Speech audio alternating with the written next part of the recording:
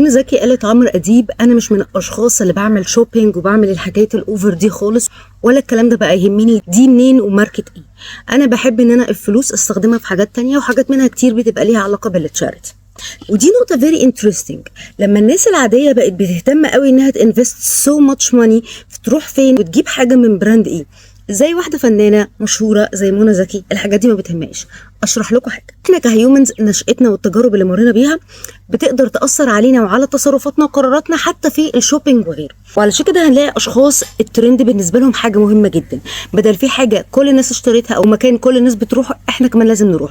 ده بيحصل ليه؟ لان ممكن انا شخص تكون ثقتي بنفسي مش قويه، فعلشان احس ان انا دايما زي الناس لازم اعمل زيهم، ولو ما عملتش بحس كاني اقل، او ممكن يبقى عندي fear of missing out. الجانب بقى الاخر ودي الاكبر، ان دي بتبقى حاجه اسمها افعال تعويضيه. يعني انا شخص حياتي مش سعيده قوي، ممكن اكون بشتغل شغلانه ناجح وبجيب فيها فلوس كتير بس ما بحبهاش خالص، مش مرتبط او مرتبط ومش سعيد. فايه اللي بيحصل؟ ببدا اعوض نفسي بان يلا نعمل شوبينج، يلا نشتري، يلا ناكل في اماكن كتير قوي. كل الحاجات دي بتبقى افعال تعويضيه علشان اسكن الحاجه اللي من جوايا فعلا مضايقاني، وافضل اعوض نفسي عن اللي فايتني. امتى نقدر نتحرر من التصرفات دي؟ لما بنعمل سيشنز.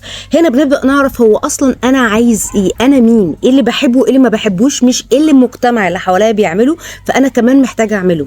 ونبدا نشوف هو ايه الحاجات اللي مضايقانا واحنا ما تعاملناش معاها، وايه الحاجات اللي احنا قررنا ان احنا نهرب ليها ونتعامل معاها على انها مسكنات، واللي هي طبعا بيبقى لها تاثير سلبي ماديا او اجتماعيا او صحيا.